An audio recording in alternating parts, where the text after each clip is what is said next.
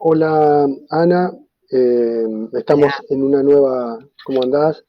bien. Estamos en una nueva jornada de Escuela de Literatura, esta vez nuevamente con como habíamos definido el primer día, con un falso vivo, porque como comentábamos, Ana no puede estar los días lunes en el horario normal de la escuela, que es las 19 horas, así que esto está grabado en forma previa y corresponde al tercer encuentro, a la tercera clase del seminario Sarah Kaufman, Escritura y Vida. Y hoy, bueno, Ana va a concluir eh, la lectura que esta escritora, filósofa, que le da título a este seminario, realizó sobre el romanticismo de Gerard de Nerval y seguramente algunas cuestiones que quedarán acá abiertas para seguir trabajando en algún otro momento. Así que, bueno, Ana, te dejo eh, a vos acá en la pantalla, cualquier cosa me avisás como siempre y vuelvo. Y a las compañeras y compañeros que siguen el seminario, recordarles que tenemos un grupo de Google, un grupo de correos al que cualquiera de los participantes, cualquiera de las participantes puede escribir, consultar, hacer comentarios, sugerencias, etc.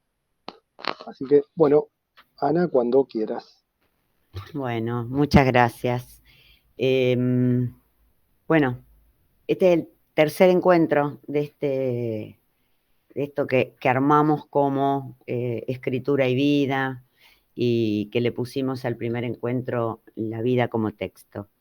En el primer encuentro, bueno, ya habíamos dicho que vamos a intentar eh, en este comienzo de investigación sobre la lectura, escritura de Sarah Kaufman, hacer como una cartografía, situar las obras, ir viendo cómo esa lectura, escritura toma cuerpo, se hace corpus. La idea es ir profundizando, pero ante tanta producción uno siente una suerte de orfandad por la falta de traducciones al español, etc. Sarah Kaufman es una sobreviviente, lo vimos en el primer encuentro, a partir de esa autobiografía que comentamos, ¿no? Calle Ordener, calle Labat. Y escribir fue su saber hacer con eso, pero no le fue suficiente porque su suicidio lo gritaba, ¿no? Lo grita. Y ante la sofocación, ante el ahogo, recordemos que hablamos de la aporía, escribió y escribió hasta que se desarmó. Y a los 60 años, luego de leer y de escribir, como decía Derrida, con el cuerpo, el alma y la risa, dejó su última marca. Su suicidio en el 150 aniversario del nacimiento de Nietzsche. Ella en alguna entrevista dijo que estaba locamente enamorada de Nietzsche.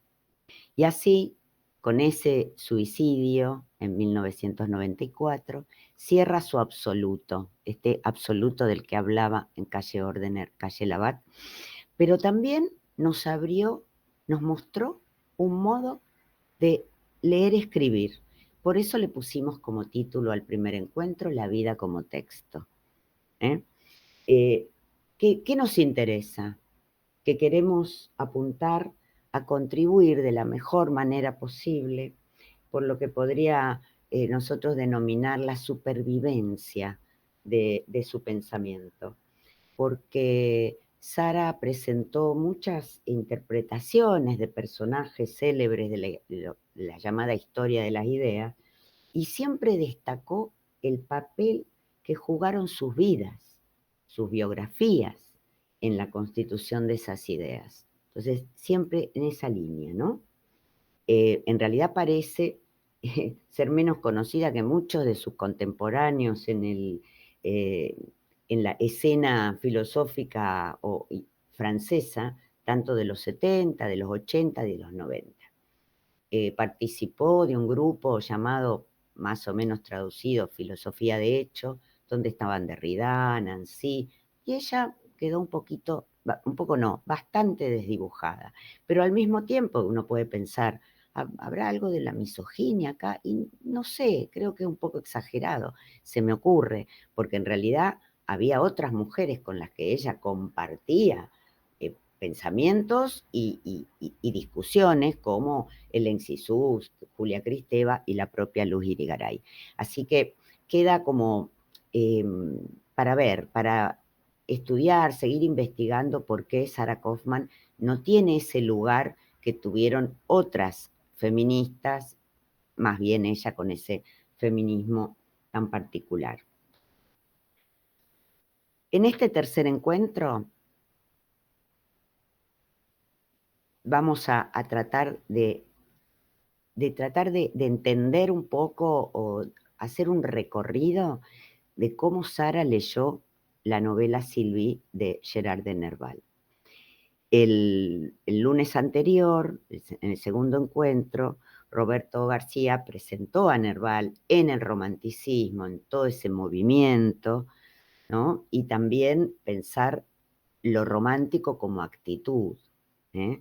Y Roberto, digamos, nos mostró las resonancias de Nerval en la poética de Aldo Oliva, con la poesía Muere Nerval, hizo también otras relaciones, y nos dijo que Nerval trabajaba con símbolos, con la magia, con el tarot, tan caro a eso lo romántico, ¿no? Como actitud.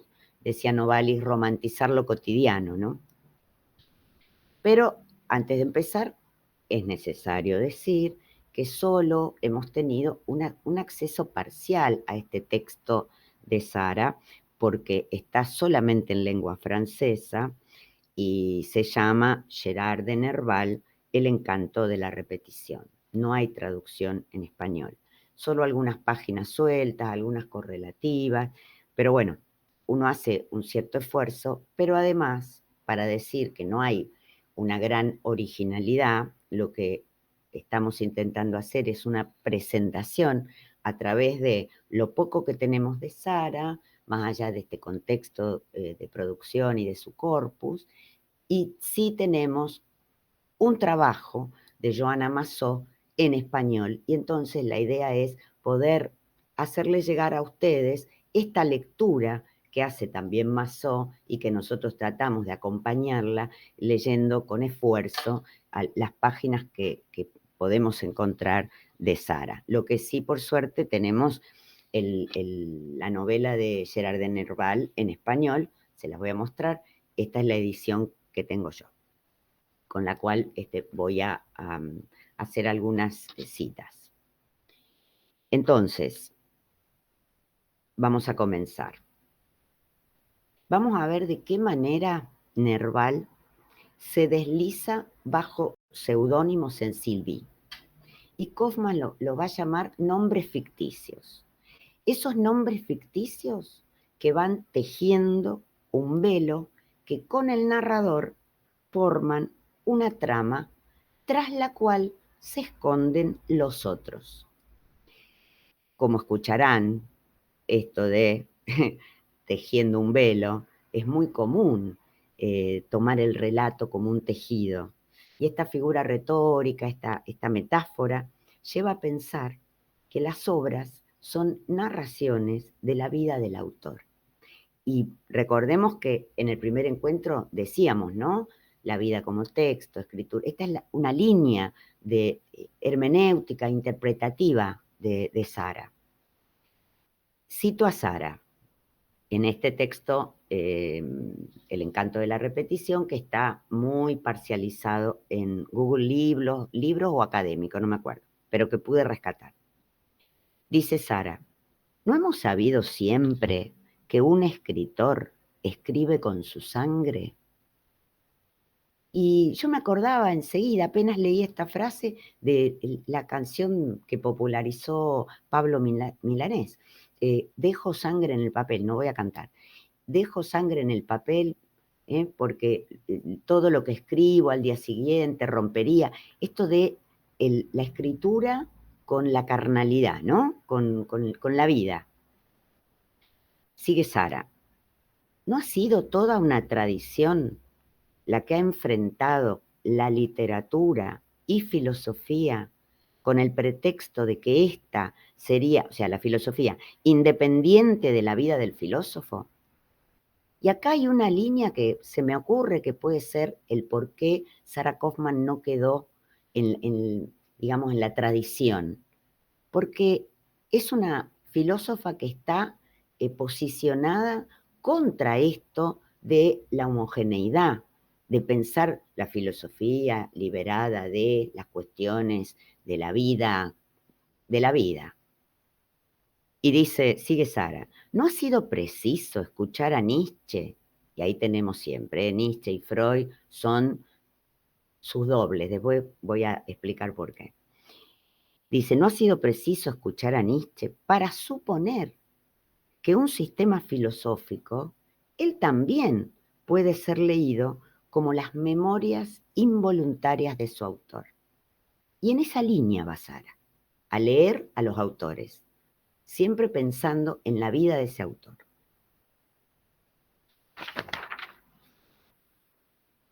Kaufmann habla también en este texto de los círculos mágicos. Digamos, vamos a tratar de dar cuenta qué quiere decir Sara con círculos mágicos, que son los que exigen la sangre del autor. En cuanto al título del libro de Kaufmann, es El encanto de la repetición. Y ahí entendemos, encanto. ¿Qué es encanto? Es algo atractivo, pero al mismo tiempo, encanto lo podemos poner en relación a encantado, a hechizo. Un hechizo sobre un objetivo. Y en esta línea, Kaufmann piensa que la escritura algo oculta al mismo tiempo que muestra. Y tanto en El encanto de la repetición como en el libro que les comenté en el primer encuentro sobre Comte, El encanto de la repetición, me olvidé decir, se publicó en el 1979, y el de Comte en el 78.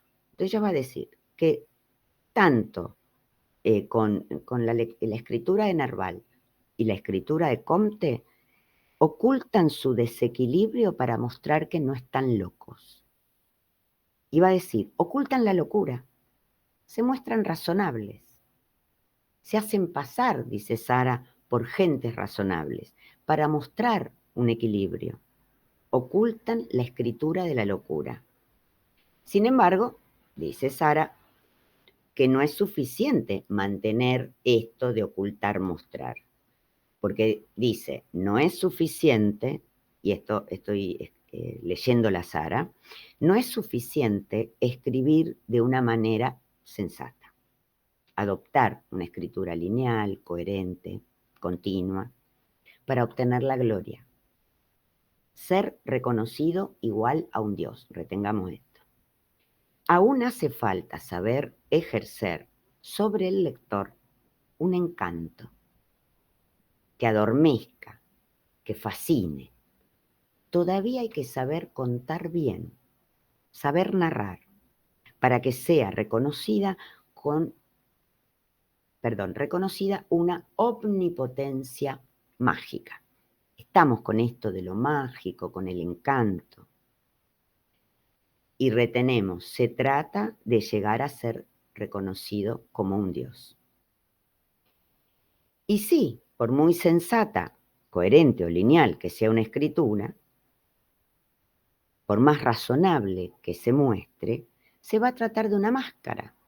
Esto que decía Sara, ¿no? Que oculta y muestra. La construcción de una ilusión que pretende mostrar que algo puede ser o no puede ser, pero por medio de un brillo que ciega al lector, al receptor de la obra, a través del encanto de la repetición. Ya vamos a llegar a repetición. Ahora estamos tratando de armar esto de encanto y de repetición como juega. Entonces, la escritura es como un disimular en su despliegue. Y para Kaufmann, entender así el ejercicio de la escritura es caer en el delirio. Un delirio entendido como creación de realidad, una construcción. tomar la ilusión de la escritura como algo real. Es un delirio que pretende tener bajo control las quimeras, alejar las tinieblas que atemorizan al autor, para dar fin a la persecución de sus fantasmas. Delirio es clave, esta construcción es clave, porque es una creación. Estamos en la línea de, ser reconocido como un Dios. Acá hay algo del orden de la creación. Entonces, relatar será construir y crear. Y articulados con este delirio, con esta construcción de realidad, siempre será una tarea insensata. Todo lo que aterroriza a Nerval y a otros, mencionamos a Comte, las quimeras, un delirio persecutorio, van a ser sustituidos por metáforas, por ficciones, por otras creaciones. Y retomando esto de ser reconocido como un Dios, se pasa del temor, de lo que lo acosa, el delirio persecutorio, a un delirio de grandeza. En tanto, al mostrar la capacidad de inventar y de crear mundos, crear personajes, crear, queda así plasmada su divinidad. Pero Sara también nos ubica en un callejón sin salida al decir esto. Recuerdan que hablamos en el primer encuentro sobre la cuestión de la aporía, ¿no? Quedar en un callejón sin salida. En varios textos, Sara habla de este callejón sin salida.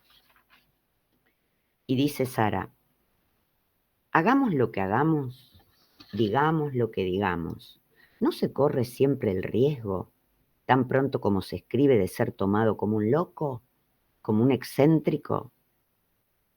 Si una escritura autobiográfica, llevada a cabo hasta el final, agota las reservas fantasmáticas del sujeto, expone al peligro de la locura narcisista.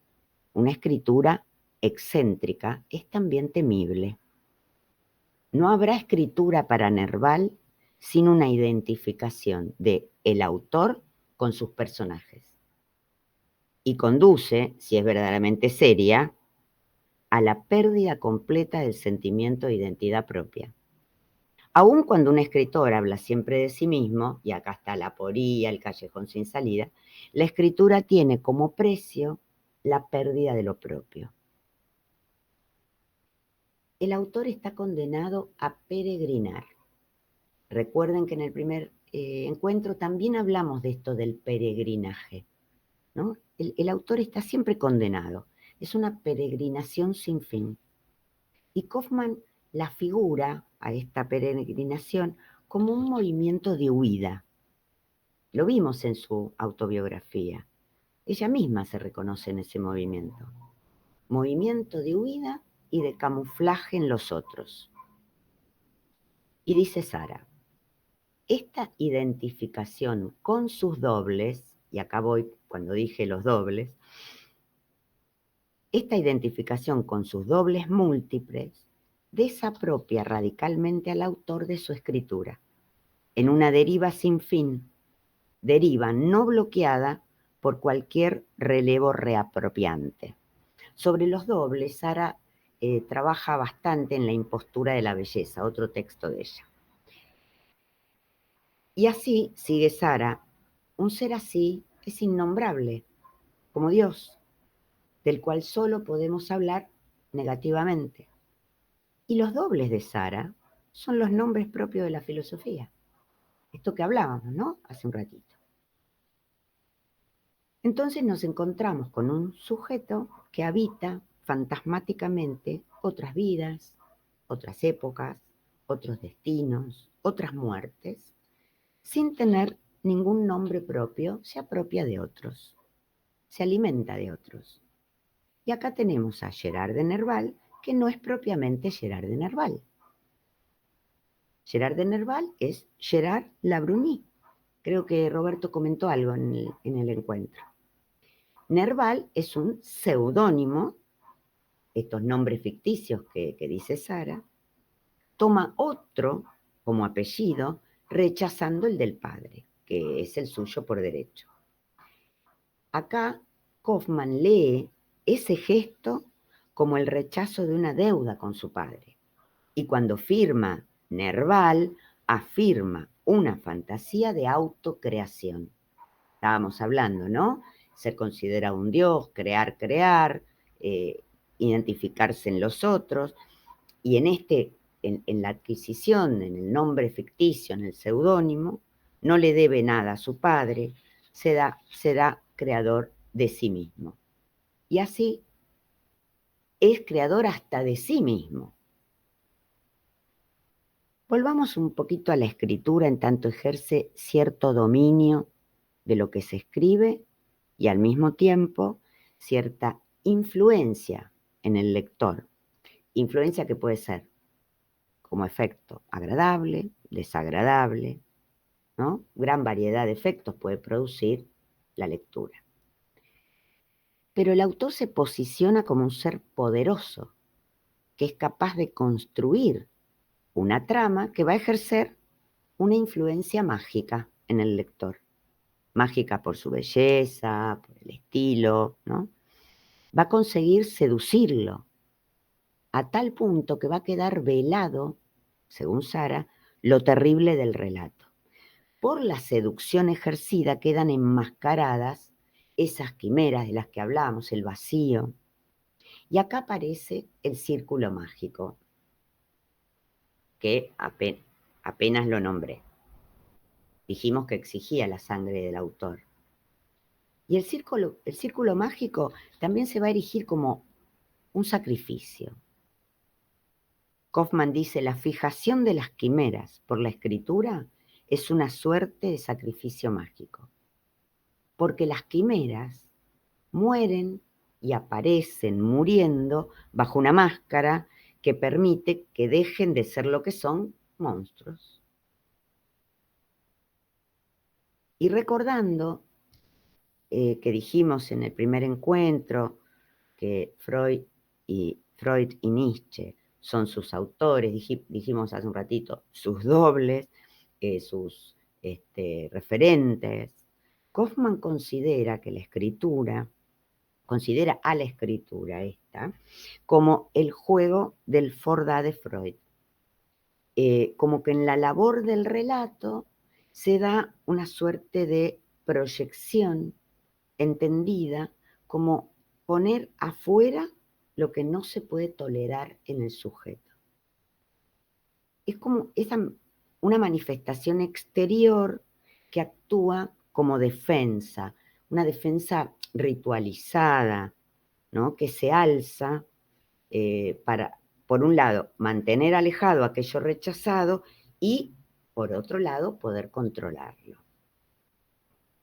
Cuando Sara escribe, la actividad de la escritura es una actividad de doma de fuerzas oscuras y todopoderosas, una actividad de unión que anuda de manera más o menos ordenada en las reglas del discurso las fuerzas irracionales.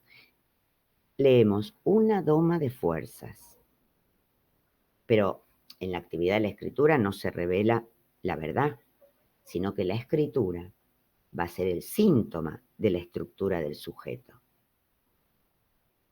Nietzsche, en Más allá del bien y del mal, les doy la referencia al parágrafo 289, se pregunta, ¿no se escriben precisamente libros para esconder aquello que se oculta en uno mismo?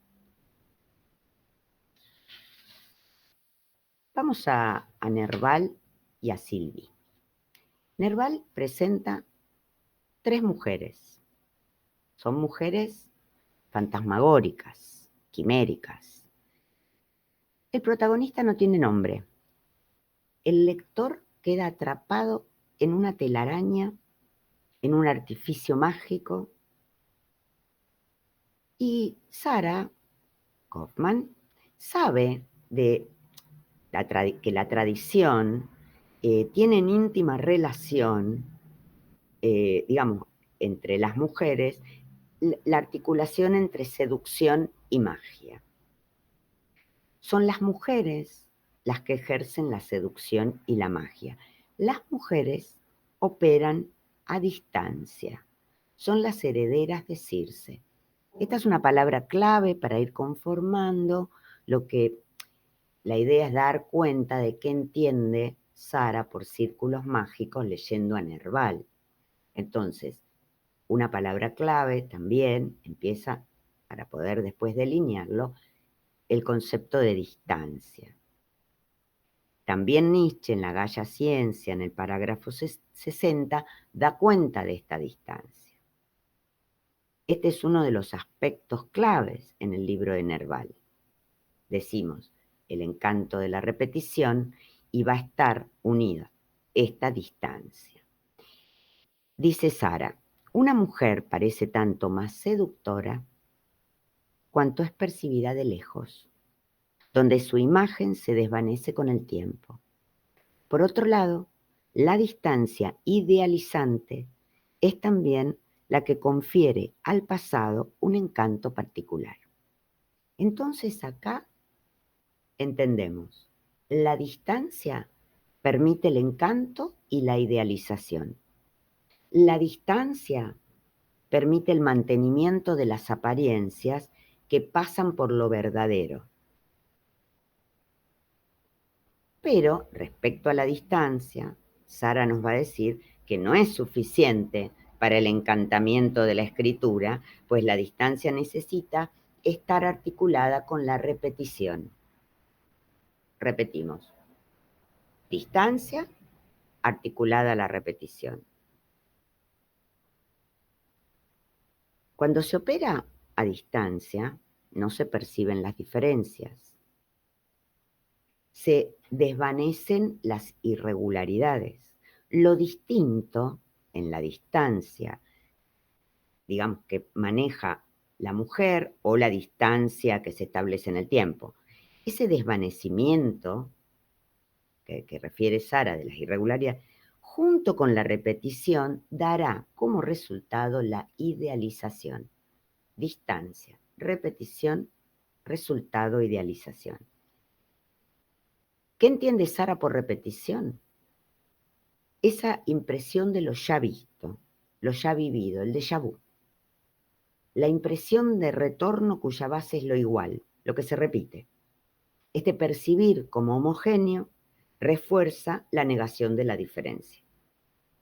Y esto es necesario, porque si solo hubiese distancia sin repetición, no se podría producir la idealización. Entonces, este es uno de los aspectos claves del libro, el encanto de la repetición y esos círculos, el círculo mágico se va conformando con distancia, articulado a la repetición, que da como resultado la idealización.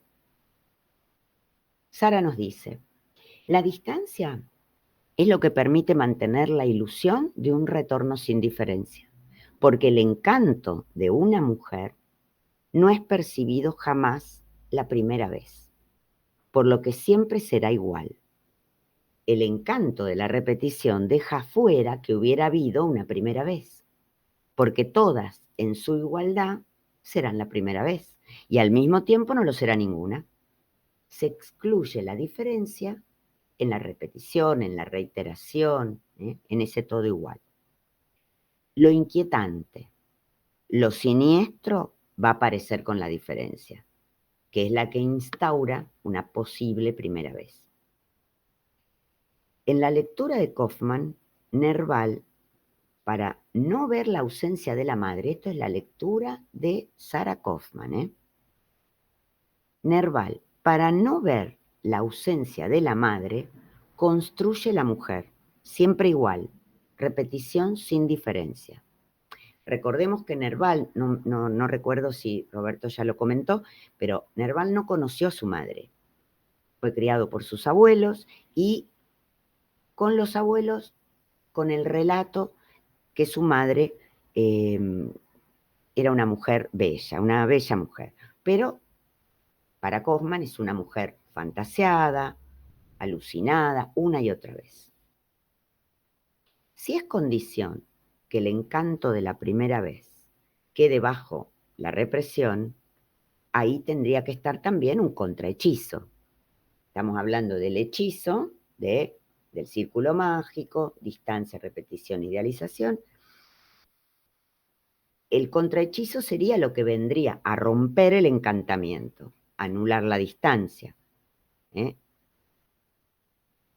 Que con la repetición habilita la idealización, pero el contrahechizo sería romper el encanto marcando la diferencia. Para Sara, la escritura entendida como un baile de las quimeras, va a decir que por ella, Nerval, y también lo va a tomar a Diderot también, se enmascara bajo nombres de mujer. Ahí hace su magia, dice Sara. La relación mujer-magia, mujer-seducción, ese es el círculo encantador. Un particular movimiento seductor de velos. Movimiento. Un círculo encantador, gracias a una distancia que brinda el espacio de la escritura, una distancia idealizante, porque hace que el lector se olvide del tiempo, de la ficción, logrando efectos a partir de un ejercicio de pura ficción, efectos seductores, mágicos. Entonces, este círculo de la escritura se revela en Kaufmann como el conjuro que va a mantener, para decirlo rápido, a raya a esas fuerzas que violentan al sujeto. Recuerden, esta doma de fuerzas. Pero Kaufmann sube la apuesta. El círculo de la escritura como símbolo también de protección y de fecundidad. Sara dibuja un tiempo eterno, homogéneo, ligado al ciclo sin fin de la fecundidad de la naturaleza, la sucesión de las estaciones, pues sin principio ni fin, vida y muerte. En el círculo aparece el cuerpo de la mujer vinculado a los ciclos biológicos y aparecen iconografías, símbolos distintos, ¿no? De fecundidad, digamos. Y algo creo que, sí, dijo Roberto, Isis, Artemisa, toda la iconografía de la Virgen María, el símbolo de la luna, son todas máscaras de la, comillas, madre naturaleza. Entonces, también el círculo mágico es protector en el sentido que fija, en este trazado del círculo, el límite que mantiene alejado a la madre del hijo, permitiéndole actuar a distancia. La mujer y el tiempo ordenan el mundo, pero el cuerpo queda suprimido. Entonces, en esa idealización protectora queda en suspenso el tiempo, los ciclos que marca el cuerpo. Entonces Sara dice, la madre solo puede ejercer sus encantos de lejos, enmascarada, revestida de velos, intocable, inaccesible. Al decir esto, parecería que Kaufmann pretende rescatar esta figura de la gran madre naturaleza, convocar a sus máscaras para fijar en ella lo femenino y ver cómo se relaciona Nerval con ella. No se trata de recurrir a la madre naturaleza o a Isis o Artemisa para volver a ellas. Si bien estas diosas protectoras, pero podría ser una lectura, pero lo sería si nosotros no tuviéramos en cuenta otra clave de lectura-escritura de Sara, que es la ambivalencia. Lo que algo dijimos al inicio de este encuentro, que sería uno de los quizás motivos que podríamos investigar del por qué no ha tenido una popularidad en la escena filosófica francesa. La ambivalencia.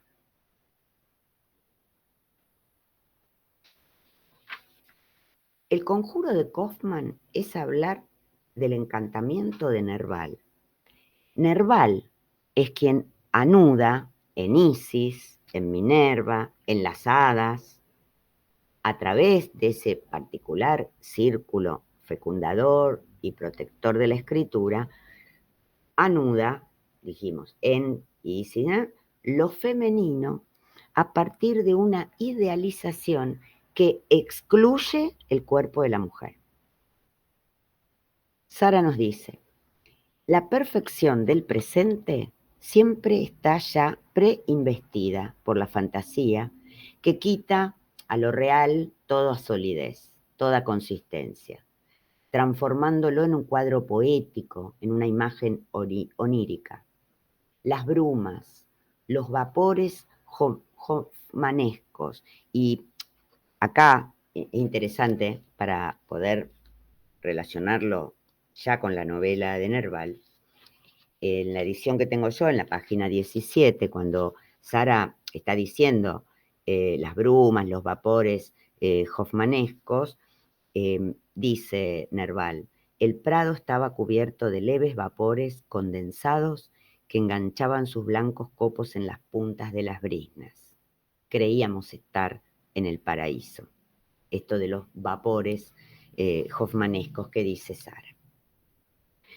Y dice, ¿no?, que pierde toda consistencia, y esos vapores envuelven los paisajes que nunca son percibidos directamente, sino que son reflejados en las lagunas y en los lagos del país de Valois.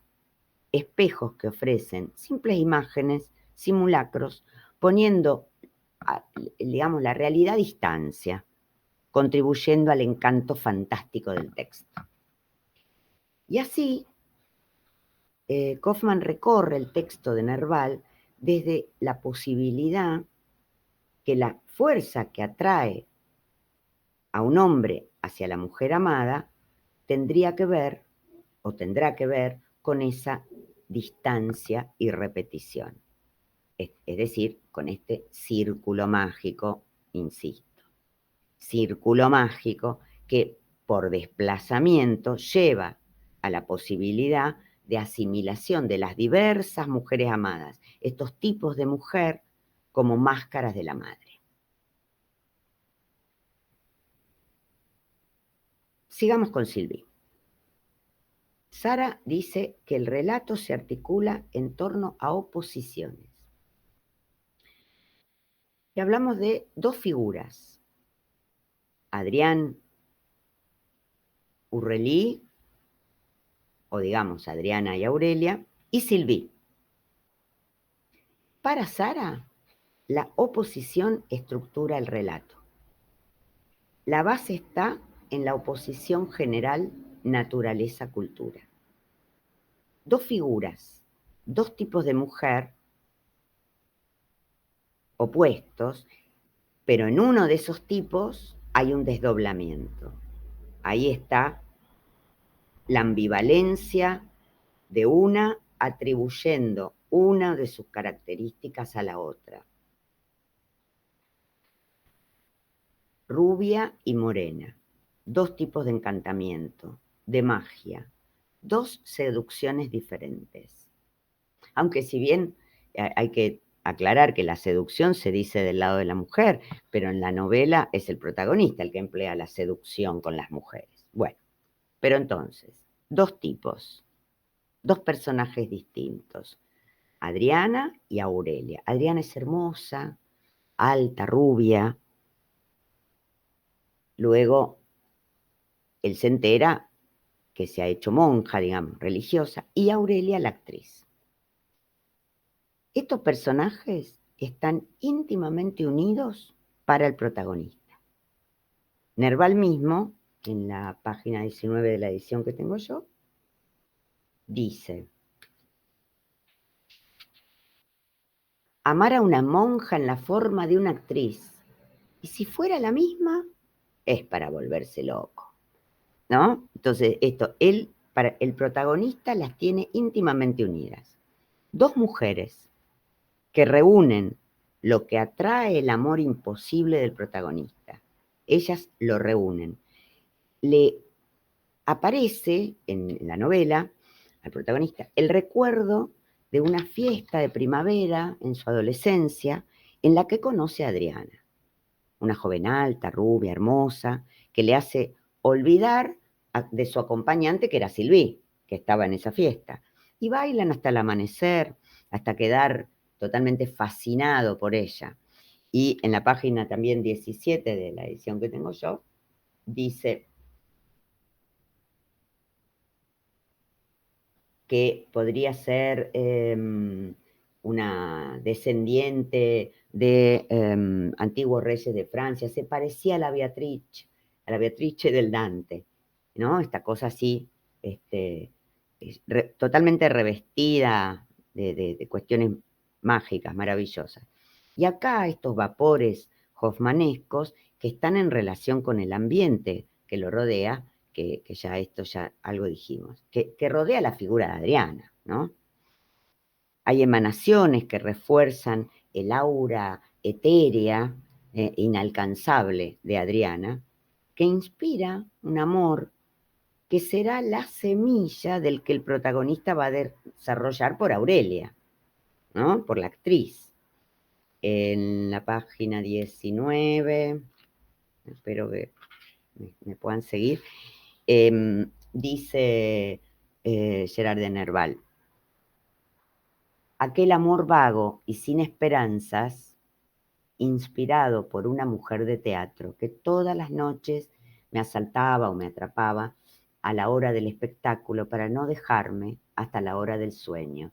Tenía su germen en el recuerdo de Adriana, ¿no? Está, por eso decimos, el germen de esta relación.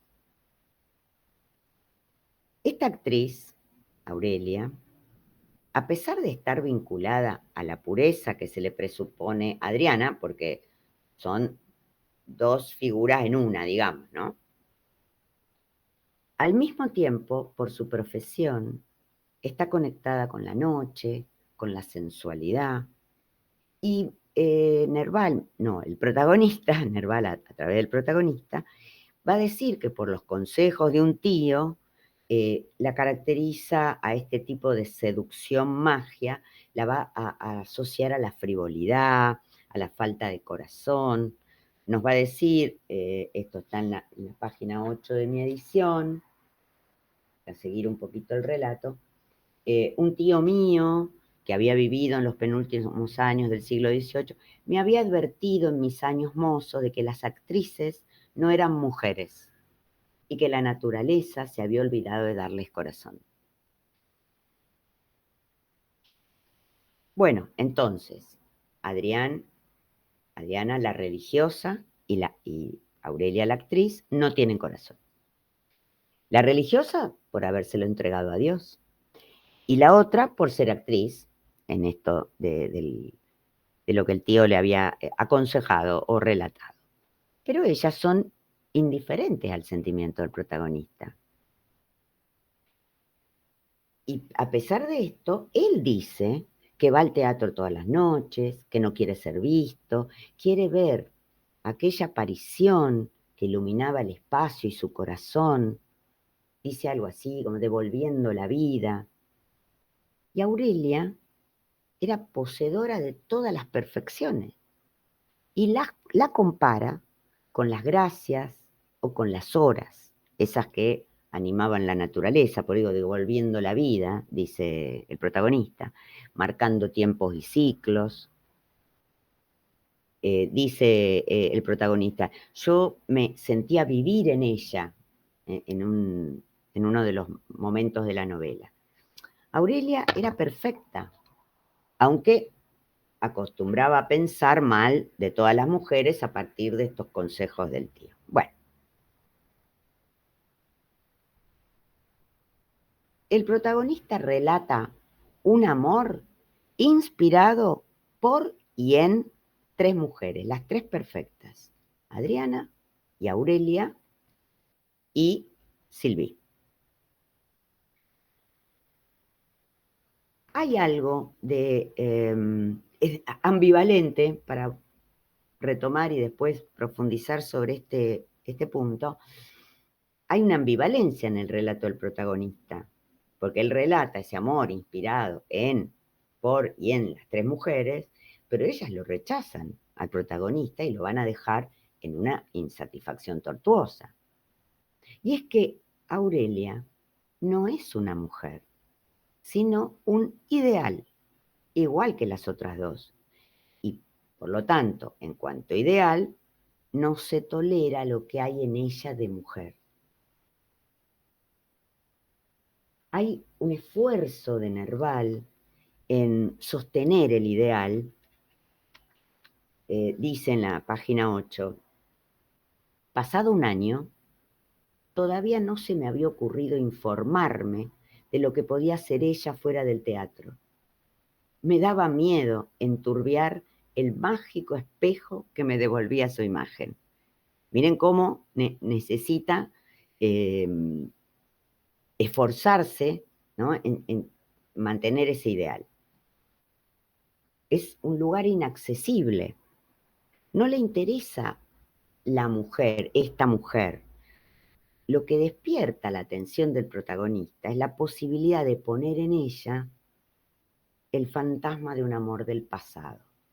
Por eso jugamos con Adriana Aurelia. Esta inaccesibilidad que le da el círculo mágico traza el encantamiento. Convocar a esa figura fantasmagórica que es Adriana para él en Aurelia. Se convoca a Adriana en Aurelia. Implica para el protagonista una distancia protectora.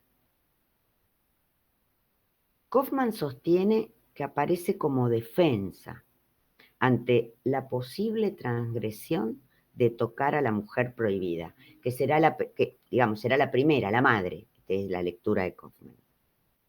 El protagonista admira a Aurelia de lejos, no interactúa, se contenta con eso, sin atreverse a que en la figura de la mujer que admira se infiltre una mujer real, que ahuyente al fantasma, digamos, que él ha puesto en la imagen de su cuerpo, que queda velado.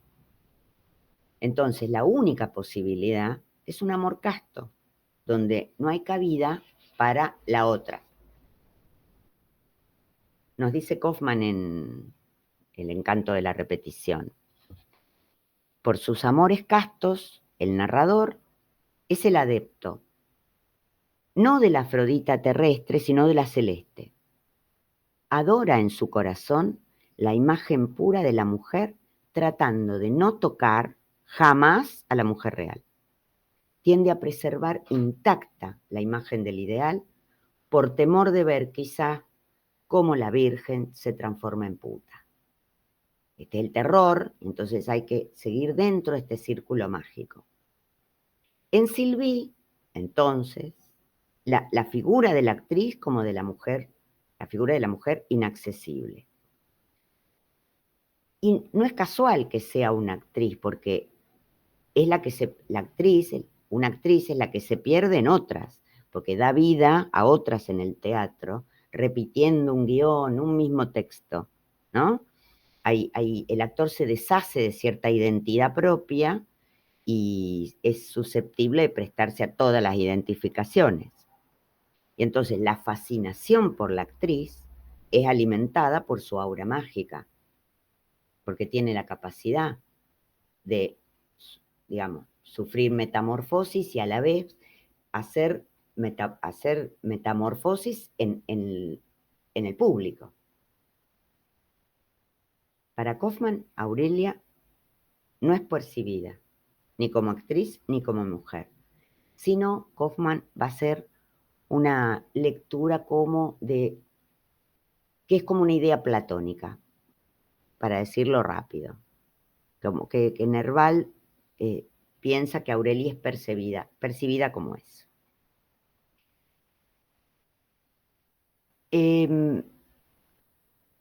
Joana Massó, que es nuestra acompañante en esto para mostrarles a ustedes esta lectura, ella recuerda en esta lectura que hace Sara, al personaje de Sibyl, la actriz amante de Dorian Gray, que cuando tanto Aurelia como Sibyl, cuando osan declarar su deseo, cuando osan marcar su corporalidad, nada más alejado del ideal, y con ello impiden la posibilidad de reencarnar el retorno del igual. Entonces ahí hay una insatisfacción y se quiebra, se rompe. En cuanto a Sylvie, esta joven bella, pero menos que Adriana, el protagonista por Sylvie no siente un amor ideal. Se trata de uno más terrenal, más sereno, aunque por muy terrenal que pareciera esta nueva forma de amor, no por eso el protagonista no va a dejar de convertirla en una diosa griega y la va a poner en relación con Atenea, ¿no? Con la estatua de Atenea. Pero sin el aura exótica que envuelve a Aurelia. Sylvie es la mujer, dijimos, sensata, resuelta, con serenidad, que si hubiera estado junto al protagonista, lo dice él, no habría malgastado su fortuna. Aparece como un amor posible, aunque bueno, finalmente se va a revelar como imposible. Pero el protagonista cree que, aunque bailó toda la noche con Adriana y no le escribió, nunca se contactó en todo el tiempo que estuvo en París, que ella lo iba a estar esperando en el pueblo. Es más, el protagonista fantasea que Sylvie siga siendo pobre, de origen campesino, y que no podría rehusar su propuesta amorosa al regresar a París. Pero se encuentra con que Sylvie le dice que leyó a Rousseau cuando él se estaba por ir a París, que le dijo que tenía que leer, y él queda ahí, para decirlo rápido, anonadado, ¿no? Entonces, de acuerdo a lo que vamos viendo, tenemos Aurelia, Adriana y Sylvie. Cada tipo será el opuesto del otro. Pero Kaufman nos advierte que estas divisiones son el efecto de un encantamiento ilusorio, un efecto óptico de la escritura, porque no son excluyentes, sino oposiciones que se implican en una relación de ambivalencia. Porque Sylvie, dulce, campesina, ingenua, se puede conducir como una actriz en París. Y Aurelia, la actriz, también puede conducirse con fidelidad.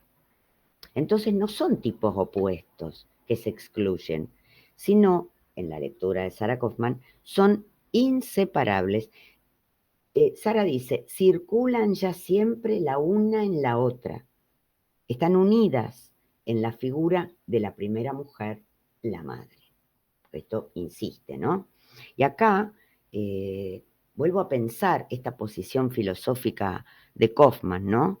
Que la tradición, la tradición filosófica en aras de un mundo perfecto y tratando de afianzar y garantizar los sistemas de opuestos, que sean excluyentes, separar el mundo en dos mitades, disociados, el rechazo a la ambivalencia de la tradición, que es lo que está apostando Sara, ¿no? Lo ambivalente. Lo vivo y lo muerto conviven, se identifican. Ella va a poner todo su empeño en mostrar cómo lo bueno y lo puro es inseparable de la putrefacción. Y en la separación de estos dos tipos de mujer, y nos acordamos de Isis, Atenea y las demás diosas, se anula la singularidad de cada una y se anula la idealización, ¿no? Entonces, Sylvie como Atenea, Sylvie se convierte en una estatua. Y Massot recuerda que ella dice que es el mismo proceso de la gradiva de Jensen, ¿no? Que cuando el protagonista está enamorado del fantasma de una mujer pompeyana, representada en un bajo relieve, convierte a Zoe en su fantasma, transmutando una mujer de carne y hueso en una mujer etérea. Esta divinización de la figura de la mujer, ¿no?, está provocada por la idealización, que va junto con un rebajamiento, dice Kaufman. Ella es idealizada, ¿no?, en una bella estatua griega, en una Minerva, que él se congratula en admirar. Él, el protagonista, realiza la idealización. Desde esta perspectiva, uno puede pensar que la belleza solo será admirable y realmente belleza si es inaccesible, inalcanzable. Entonces, Sara va leyendo: aceptar el cuerpo con su sangre, con su sudor, que hay vida y no un fantasma de tiempos pasados, que Sylvie es Sylvie y no Atenea, que es una muchacha cuyo cuerpo vibra, es aceptar la ambivalencia.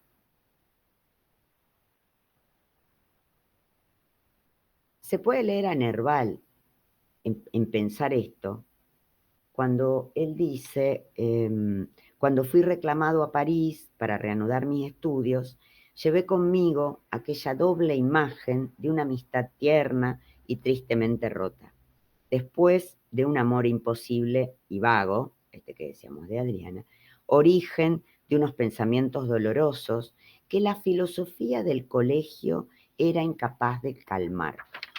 Miren, esto de que hay una indistinción entre los tipos, valen igual. La preferencia estaría en qué quiere poner en juego el protagonista a través de estas mujeres. El protagonista dice la filosofía del colegio, y también dice el templo de la filosofía, y dice además como que un edificio inacabado habla de que no es más que una ruina, ese templo, la realización de lo bucólico de su ensoñación y de lo imposible, un templo nunca terminado, como la torre de marfil de los poetas, desde donde contemplar a la mujer, alejada, diosa, sin pretender acercársele. Pero tanto el templo como la torre, que como están inacabados, nunca serán la fortaleza desde la cual protegerse de las mujeres. Si ellas renuncian, ¿no?, a ser diosas, reinas, rubias, morenas. Pensar que las mujeres se clasifican así supone cerrar el círculo mágico, porque es lograr ocultar y mantener reprimida la ambivalencia que es insoportable. Kaufman destaca cómo los nombres de las diosas son máscaras de la madre y los dos tipos de mujer se construyen como desplazamientos de ella. Mujer prohibida, mujer perdida, que solo será tolerable por este círculo protector, círculo mágico y protector, que va a alejar de ella todo aquello que incite lo prohibido. Partir de ese desplazamiento va a permitir ver en otras mujeres lo que se supone el modelo original. Pero, o sea, su amor remite a un primer amor original, pero se trata de un encantamiento el que permite que Aurelia sea Adriana. Que ella sea la madre, digamos, en la lectura de Kaufman, en virtud de ese amor ideal hacia la mujer perdida, está facilitado por esta analogía ilegítima Adriana-Aurelia. Cuando la diferencia, cuando el cuerpo y el deseo de cada una de estas mujeres se pone en juego, el amor del protagonista devendrá imposible. De todas maneras, para asumir o entender esta interpretación de Kaufman, hay que asumir que el primer amor, el original, el modelo, es construido después, es una construcción posterior a partir de las réplicas. Entonces, una construcción que parte de las réplicas artificiales no se desprenden de un modelo original, sino de una creación, de una primera vez que está supuesta, que está fantaseada. Queda en un momento mítico, digamos. Es inaccesible. Esta creación será un encantamiento, un hechizo, que Nerval logra construir con posterioridad a partir de la repetición, la distancia y la consecuente idealización. Entonces, en el origen no hay nada. Kaufman hace hacer ver patente la estrategia del círculo mágico de la escritura, el encantamiento de la repetición, la distancia en el que se conjura el ideal para atraerlo y convocar al fantasma que haga de pantalla, de velo encubridor. Habíamos dicho del Forda, ¿recuerdan? Del Forda de Freud, que supone el intento simbólico de representar la ausencia de la madre en la infancia, para luego, más tarde, representar la ausencia de la mujer amada, prohibida, idealizada. En este juego, Aurelia, la actriz, es una energía vitalizante, pero cuando desaparece de escena, produce la tristeza en el protagonista. Si hay tensión en ese juego, es porque está la posibilidad de la reaparición, esto que decíamos, la repetición de lo mismo. Juego que obviamente tiene un ritmo, presencia, ausencia. Kaufman pone en ritmo, ese ritmo, en relación con las sucesiones y los ciclos de la naturaleza. Cuando aparece algo que rompe el ciclo natural, digamos, el ciclo sin fin, aparece lo siniestro, lo disruptivo. Y hablamos de estos ciclos de naturaleza, hablamos de las diosas. Dijimos antes de las horas, las nombramos, que son las representantes, las divinidades representantes de la repetición cíclica, las diosas de las estaciones del año. Ellas son las protectoras de las cosechas, imponen el orden, el ritmo a los ciclos de la naturaleza. Sara acude a Pierre Grimal y a Bernard, Jean-Pierre Bernard, y acude a estos eruditos para pensar esto de las horas y que son hermanas de las Moiras, las diosas del destino.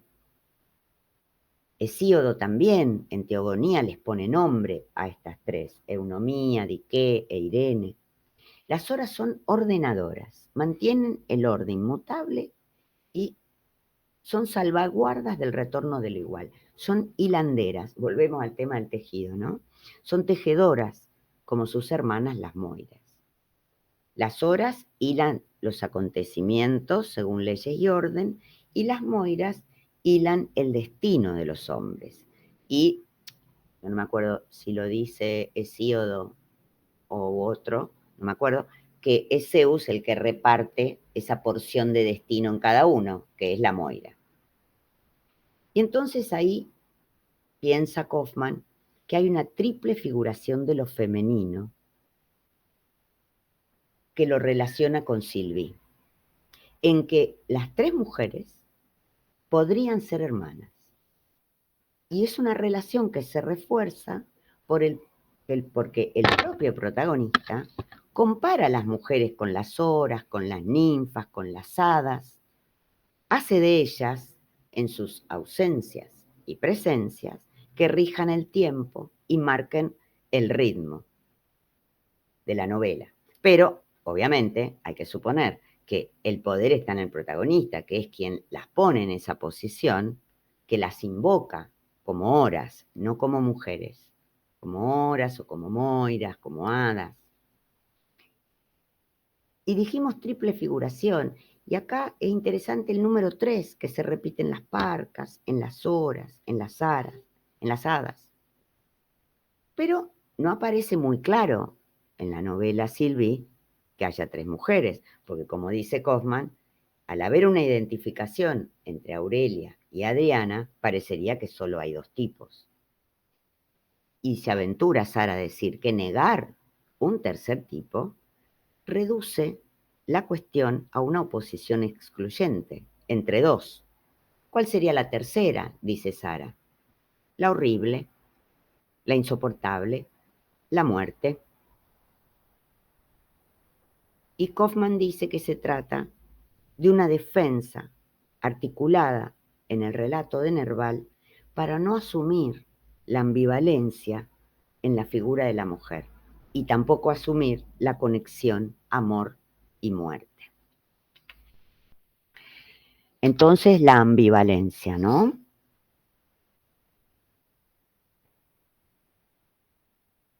Kaufman encuentra en el relato de Nerval cierta disposición del protagonista ante la mujer que compara una y otra vez con estas deidades. Y dice, en lo que él no quiere, no puede ver, es que Sylvie, si es una parca, está ligada tanto a la muerte como a la vida, al eterno retorno, pero también al tiempo y a la necesidad de cambio. Aceptar el cambio, la pérdida, rompe ese eterno retorno del igual y quiebra la seguridad que otorga el círculo protector. Hacer resquebrajar todo este encantamiento que permite mantener oculta la alteridad. Se presente como se presente. Por lo tanto, hacer de Sylvie una diosa cuidadora del hogar, de lo familiar, Nerval dice, como una hada industriosa repartiendo la abundancia a su alrededor. Este hacer de Sylvie hace que Kaufman lo relaciona a Sylvie con la diosa griega Hestia, que de ahí viene, Hestia es un sustantivo que deviene hogar, también madre tierra, y ahí digo, y vuelvo a decir, que se nutre de los estudios de Bernán, que trabaja cierta ambivalencia de Hestia en República de Platón, pero bueno, y lo relaciona con Ananké, Hestia con Ananké, también una gran diosa hilandera. Ananké y Hestia, las horas y las moiras están enlazadas por el tejer, son figuras tejedoras. No voy a dar cuenta de esto que dice Bernán, pero es interesante. Esto lo dice Mito y Pensamiento en los griegos, que es un texto súper popular de, bueno, Bernán ha escrito un montón, un gran estudioso. Digo lo que dice Sara, nudos mágicos que las mujeres tejen para hechizar y seducir a los hombres. Nudos terribles que encantan como las quimeras, que Nerval intenta domar, fijándolos a su vez en los nudos de la escritura. Si seguimos el hilo de Ariadna de este nudo, nos conduce necesariamente al desenlace de la vida de Nerval, que le hace colgarse para atarse para siempre al vientre de la madre tierra por algún cordón. En la lectura de Sylvie no conviene perder de vista este hilo. Esto nos dice Sara, ¿no? No conviene perder de vista ni el cordón umbilical, ni el que el autor finalmente se echa al cuello. Decíamos que a Sara le sirve el análisis de Bernán, esa confusión Hestia-Ananké en República, para tratar de recuperar algo de esta ambivalencia, seguir apostando a la ambivalencia que tiene la figura de Hestia, en tanto es móvil e inmóvil. Pero bueno. Kaufman quiere seguir mostrando cómo se obstaculiza la ambivalencia en un juego de dominio seductor y protector. Y da cuenta del tema de las hadas, como las horas, las ninfas, cuidan los campos. Las hadas aparecen como las que determinan el destino del protagonista en las tradiciones folclóricas. tiene, bueno, sus raíces latinas, no voy a profundizar ahí, la famosa hada madrina de los cuentos infantiles. Y hay una filóloga que estudió mucho este tema, que se llama Victoria Cirlot. Pueden encontrar en internet, se llama Hadas, lo maravilloso femenino, que es un ciclo de conferencias sobre hadas, brujas y sirenas. Es muy interesante. Bueno, esto de Cirlot podría desarrollarlo, pero no lo voy a hacer para no tomarles mucho tiempo. Pero tanto Kaufman como Cirlot ven que algo de lo femenino tiene que escindirse, tiene que separarse. Pero en el relato quedan pistas de la ambivalencia de la que habla Kaufman o de la ambigüedad de la que va a hablar Victoria Cirlot, si pueden llegar a leer ese artículo. Pero las hadas, el trabajo de Cirlot nos sirven para entender no solo por qué Sara, por qué incorpora la figura del hada a su lectura de la novela de Nerval, sino porque es el mismo Nerval el que la convoca con el nombre de Sylvie. Dice Nerval, creo que es la página 30, pero lo transcribí acá para... Sylvie, la flor de los campos, la ninfa, la hilandera, es un hada benévola, capaz de exorcizar por su encanto los hechizos lanzados por algún genio maligno, por alguna vieja y cruel hada, las hadas, las buenas y las malas. Sylvie es el hada eternamente joven, nos dice el protagonista, Nerval a través del protagonista. Fíjense que para Kaufman es la fantasía del narrador el que toma a Sylvie por una hada benefactora. Nerval la pone en ese lugar de las hadas, porque le niega su ser humano, porque van a ser sus dotes sobrenaturales, idealizadas, las que van a poder deshacer su locura en virtud de un encantamiento.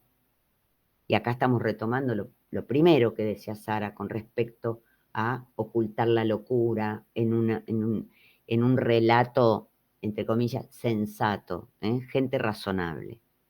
Y eso solo será posible, ponerla de esta manera, deshacer su locura en virtud del encantamiento, solo será posible en el círculo mágico que traza Nerval con su escritura. Ese círculo mágico en el cual, mediante la seducción, logra convocar a las horas, a las hadas, a las moiras, obviando su diferencia específica, ocultando la ambivalencia. Pero a pesar de todo, la ambivalencia se revela. Y lo hace en la particular defensa que hacen las mujeres de su deseo. Y dice Kaufman, pero las mujeres se niegan a dedicarse a quien las hace representar como horas, parcas, ninfas, rompen todos los nudos anudados por aquel que deseó suspirar eternamente. Hacen estallar los vínculos identificadores en el nombre de su diferencia, con grandes estallidos de risa. El que anuda, el que teje, el que construye, el que viste con divinos ropajes, es el que coloca estas figuras de mujer en el lugar de hadas, ninfas, parcas, diosa, Isis, Atenea, en esa Artemisa, en esa idealización que las coloca en ese lugar inalcanzable. Las momifica, ¿no? Y las mortifica, las amortaja. ¿Qué pasa con estas mujeres colocadas en un pedestal por aquel que las desea como imposibles? ¿Qué nos cuentan? ¿Qué nos cuentan los relatos cuando las mujeres revelan que no son diosas? Podemos resumir, no muy en detalle, pero dijimos que Kaufman pone en relación el Fordá freudiano como el ejercicio de la escritura de Nerval. Dijimos la recurrencia del número 3, en determinadas representaciones de las mujeres en relación al destino. Hablamos esto de círculo mágico, distancia, repetición, que digamos, se transforma en idealización en ese círculo mágico y a la vez protector. Y en el relato de Nerval, uno de los 3 tipos de lo femenino queda subsumido en otro, lo que implica una dualidad excluyente, porque ambas partes se oponen y rechazan. Bueno, la idea es anular, según Sara, la más horrible de las 3 figuraciones, que es la muerte. Y para finalizar, me gustaría recordar, que no lo dije apenas empecé, que Sara le dedica el libro Gerard de Nerval, El encanto de la repetición, se lo dedica a Jean Genaret. Uno que no conoce pasa las dedicatorias, pero este Genaret falleció en el 2019, nació en 1940, fue un gran historiador de la literatura, es un especialista en el Renacimiento, pero además un especialista en la vida y en la obra de Gerard de Nerval. Creo que ahí estaba el porqué de la dedicatoria y me parecía interesante ponerlo a jugar. Bueno, espero no los haya aburrido. Que se haya Estuvo buenísimo. Que se haya entendido esto del encanto, del círculo mágico y protector, y que ese círculo mágico funciona. Distancia, repetición, que conlleva la idealización. Me parece, y el tema de la ambivalencia, no soportar la ambivalencia, hay que fijar. Me pareció interesante. No, la clase que diste estuvo brillante, así que quédate con eso, nos quedamos con eso. Si se entendió o no, bueno, cuando Traté, uno va viste, escuchando de ir, sí, ir cuando uno va articulando. escuchando el decurso de algo tan complejo, por supuesto lo va entendiendo, seguramente lo iremos entendiendo acá juntas y juntos, cuando a lo mejor podamos dar un paso más en este seminario, si hay posibilidad, que, como comentamos al principio, y podemos pasar ese segundo momento, tal vez de, de la lectura que hace Sarah Kaufman sobre T.A. Hoffman.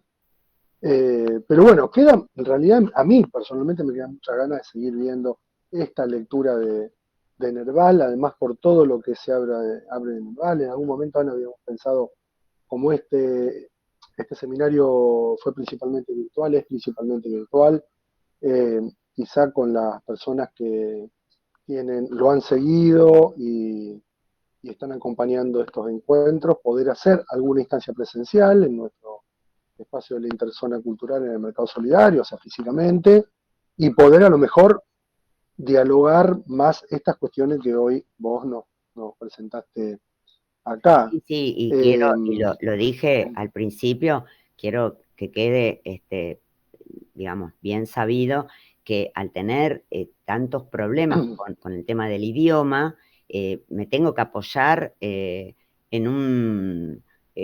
alguien que hable como nosotros en español, porque es muy difícil, y el acceso al texto sí, tampoco sí, está completo, entonces no es una interpretación o una lectura mía, sino que lo que hago es transmitir lecturas de otros para poder comprender un poco claro, de qué la va Sara, digamos, para decirlo claro. rápido, de qué la va. Bueno, interesantísimo el tema, ojalá podamos llevar adelante la propuesta que vos venís haciendo al espacio de la Escuela de Literatura de Oliva, que es abrir un espacio de investigación autogestiva, donde también participen personas que manejen a lo mejor eh, sean especialistas, quiero decir, en el idioma, y se pueda llegar Yo hago un esfuerzo, a pero imagínate, bastante no, yo, mínimo. digamos, ni que aunque haga un esfuerzo, digamos,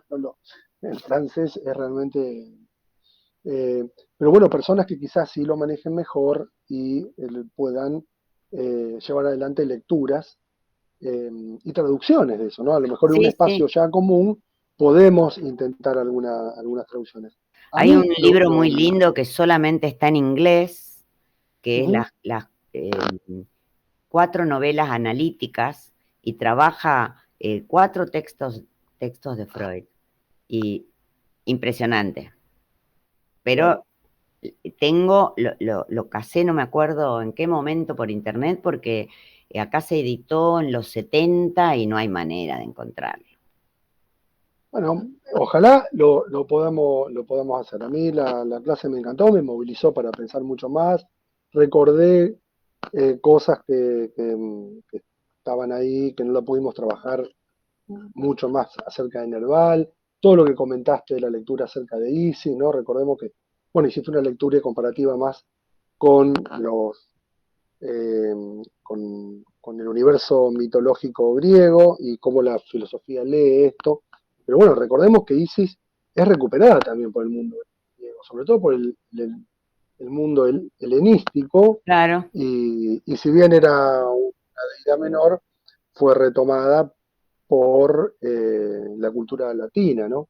Isis, bueno, es también una suma de tal toda cual. la Sí, sí. idealización de las mujeres.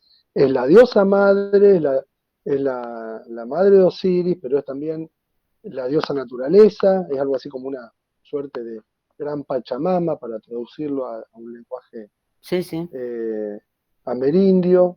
Eh, Y bueno, nuestra origen es greco-romano, ¿no? Griego solo. claro, Es y bueno, greco-romano.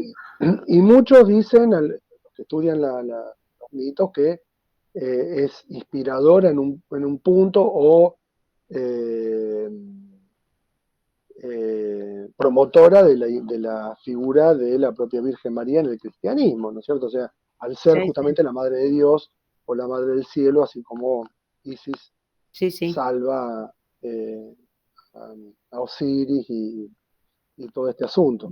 Y por otro lado, bueno, recordemos el poema que leímos la semana pasada, que hace Aldo, Muere Nerval, Muere dice Nerval. justamente, Sí, sí, lo dice mencioné porque me acordé. justamente, claro, dice, la palabra se extingue, pero Isis, la madre, vela, ¿no?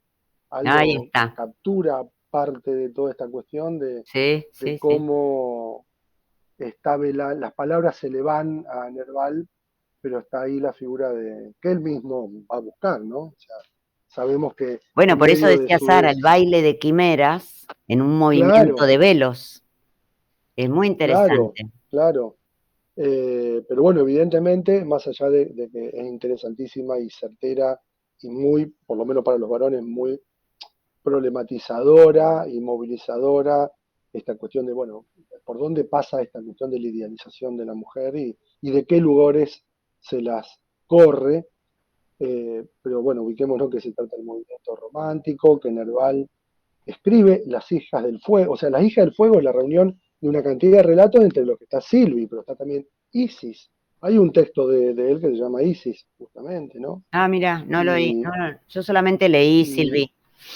claro, y bueno, el título genérico se llama justamente Las hijas del fuego, donde estaría abriendo, aunque sea esta puerta, ¿no? Porque Isis dice algo así como que, a diferencia, digamos, de el Olimpo, donde es el patriarcado el que manda, en el caso de estos mitos, entre comillas, orientales, que son egipcios, Claro.